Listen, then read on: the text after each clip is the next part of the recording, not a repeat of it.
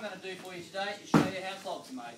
Clogs have been around for hundreds of years, used in places where it's cold and wet because they keep your feet warm and dry. Normally associated with Holland, but anywhere where you find snow in the winter, you'll find some type of wooden shoe. We don't make any of our clogs here at the Clog barn, they're all imported from Holland. The reason being the wood in Australia is no good. The Dutch use a poplar, while us, we also use a poplar wood, but ours is a matchstick making poplar wood. They used to make matches up in Grafton in the 50s and 60s, don't make matches in Australia anymore, so the wood's lying there going idle. Now the reason why we get our wood from Grafton and not from the Netherlands is to cut or shape a piece of poplar. It has to be cut or shaped very, very green. This was a tree standing in a paddock 3 weeks ago.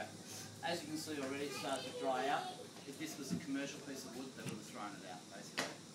If you try and cut a dry piece of poplar, you end up with a fluffy clog. Alright, thrown at a cat or a paperweight, but that's about it. You don't want to be putting your foot anywhere near it, trust me. Now there's two ways of making clog. There's the handmade way and the machine-made way. A bit of a time difference between the two of them. What they used to do in the olden days is go out, find the poplar tree, cut it down, saw it into big long sticks like so, chop it off into a block like that, then taking out their axe or tomahawk, they'd start to hand shape that. They knew what they were doing back then. So after that, you smooth it all off like you got in this one here and in all commercial clogs. They'd use this tool. This is a hook blade. This multiplies my strength by about 5 times, and a hook blade versus a drying out piece of poplar is no match whatsoever. Now that's as far as I'm going to go, because apart from being incredibly lazy, I've got this machine. Now this is a profile cutter or a key cutter, one of the first of its kind. It was built back in the war years, back in 1940. It's Dutch designed, German built. Radically changed the clog making industry, or any wood turning industry for that matter. How it works is, you've got your spare piece of wood that you just seen me put in. Back here is what it traces on. This is what it's called the blank. This is the size 24 right. This whole bed will slide past these cutting blades here. It'll shape and scallop the outside shape that it goes. If I want a size 24 left, we've got to stop, cut another piece, do it all again, change the blank, all that kind of stuff. To do this by hand, like you got in front of you here, takes me about 3 to 4 hours, depending on the wetness of the wood. This little sucker does it in 90 seconds, no matter how dry the wood is. There's not too many people making clogs by hand anymore. Okay, peoples, what I'll get you to do is to move over there in the big open space for me. Otherwise, anyone standing here will end up with a nasty case of dandruff and a chip on the shoulder. Here we go.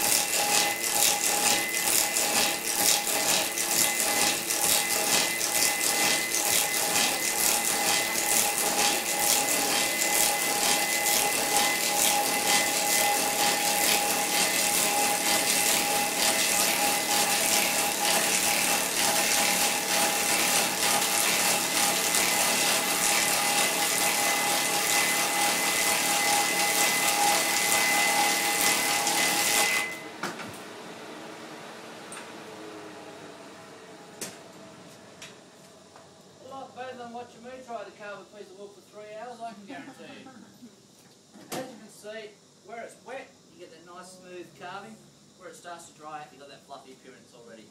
Like I said, if this was a commercial piece of wood, they would have used it to stoke the boilers or something like that. Once the olden day clog making got into a shape like that, 3 hours of carving later, you wax it into a vice like you've got in front of you there. Then taking out this little instrument of torture, which is called a spoon drill, he starts to make a decision right in the middle of the clog like that. Because it's too dry, I'm not even going to try. But for demonstration purposes, he starts off a hole in the middle of the shoe like that.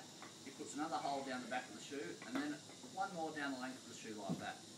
And then for the rest of the night, while that clog is still firmly in that vise, pulls out these things. They come in a range of shapes and sizes. They're called gouges, and that's what they do. They gouge. They get in there while it's still firmly in that vise and up with a spoon drill and take out all the excess wood. Which is fine down the bottom. I'm going to slip up here and he's back out in that forest finding another poplar tree to cut down. That's why 2 years after this baby, they built this old girl. Built back in 1942, Dutch design, German built. Fair bit's changed since they made this one though. Modern machines now do it a pair at a time. They come with their own standing attachment. And of course, these days they're all computerised. The only problem with this old girl is if I don't put this piece of wood in the vise dead on accurate, I end up with a hole about here. It looks spectacular, the total useless as a clog making machine. Now to do this by hand would take about 2 to 3 hours. This cuts it down to about less than 60 seconds. You four might want to go. Or you could be spitting chips. Here we go. Okay. So that, yeah, it's enough.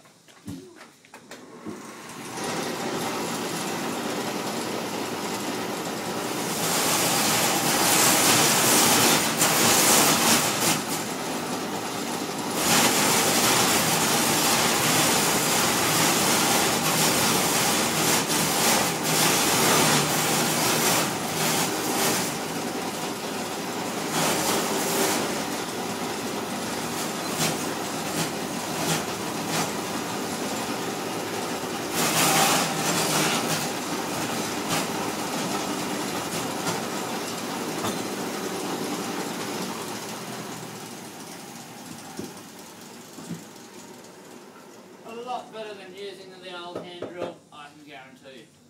There's your basic clog there. We don't spend too much time in it because it is only a demo clog. She's a bit tricky to walk with the ends on, so we'll get rid of that.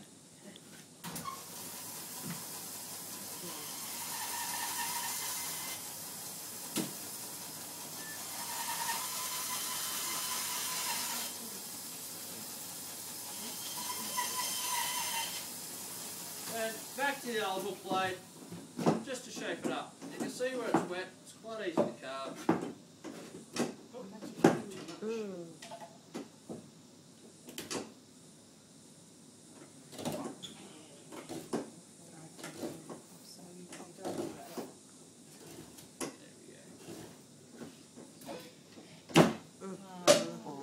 There you have it.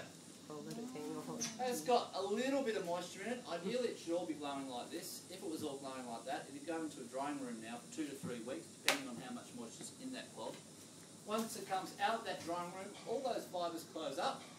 As long as you don't have a giant big crack running down it like that, you can stand in mud, snow, cow poo, water all day. Your feet will stay nice and dry and won't freeze. That was the same clog made about 3 weeks ago. They do lose a lot in size and also a lot in weight. I'll leave them there for you to suss out. If you'd like to try some, there's some yellow ones down the back there. Secret rule of clog